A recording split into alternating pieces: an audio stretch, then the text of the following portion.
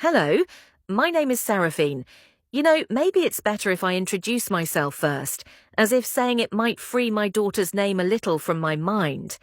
Our family name doesn't change anything here, but if you want to know, I am Seraphine Hartmann, and this is Zayne Courtney in the photo, my darling, my star.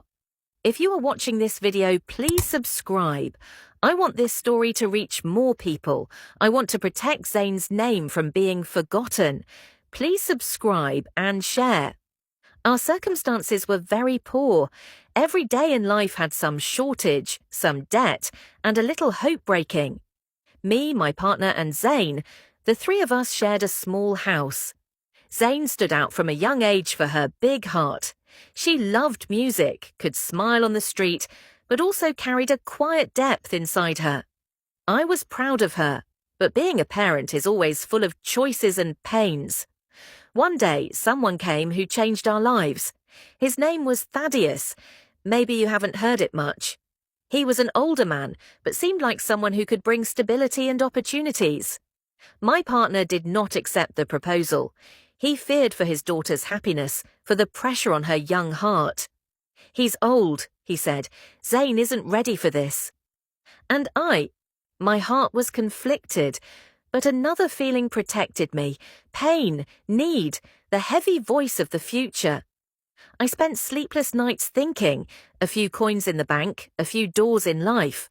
Every time I patched Zayne's coat, picked up her textbooks, I thought, what opportunities can I give her? Education, health, a home. Thaddeus's word, stability, drew me in. I tried to explain it to my partner. He objected. I convinced him.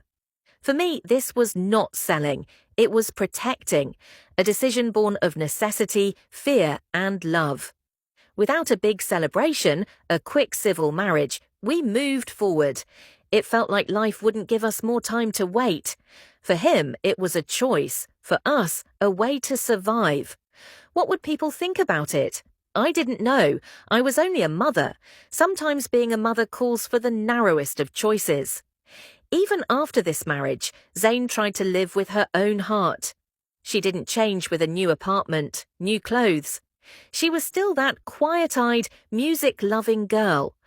But everyone knew there was a difference of opinion, an age gap, and a divergence of dreams.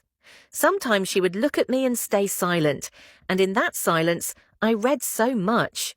One day I saw weariness on Zayne's face. Then the news came. She was pregnant. We rejoiced, but there was also a chill in the air.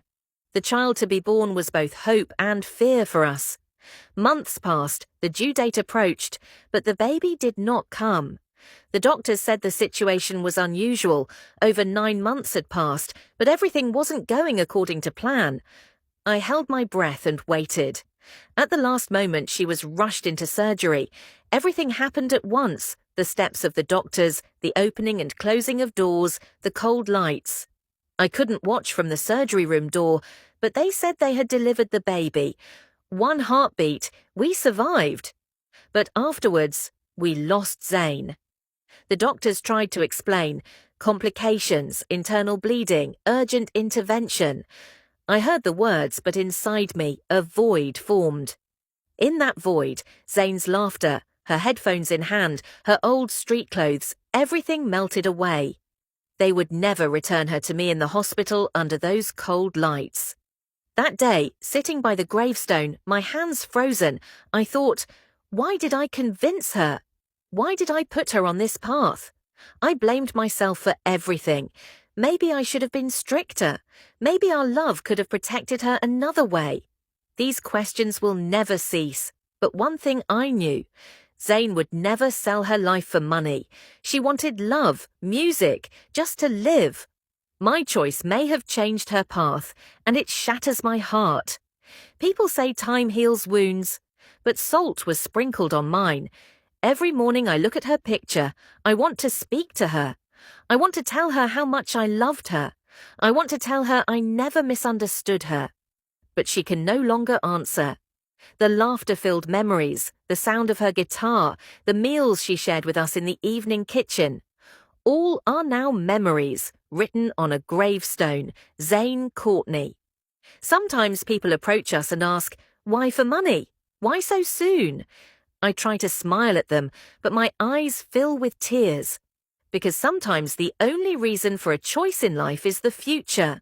I wanted to protect Zayne's future, only my way of protecting may have been wrong.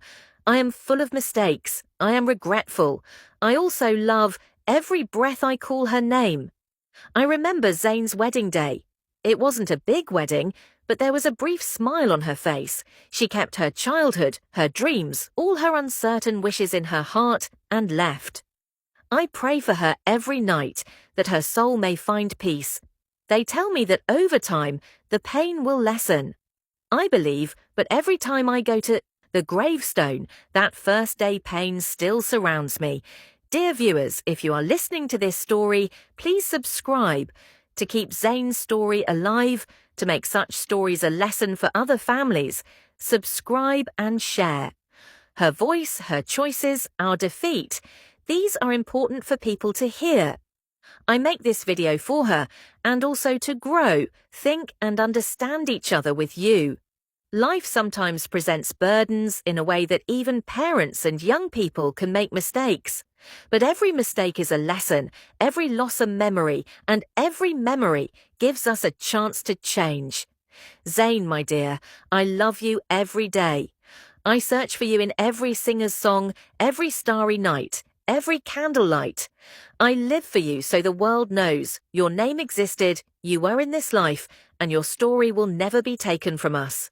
If you like this video, please subscribe and share. It may be a small help, but it's a great light for us.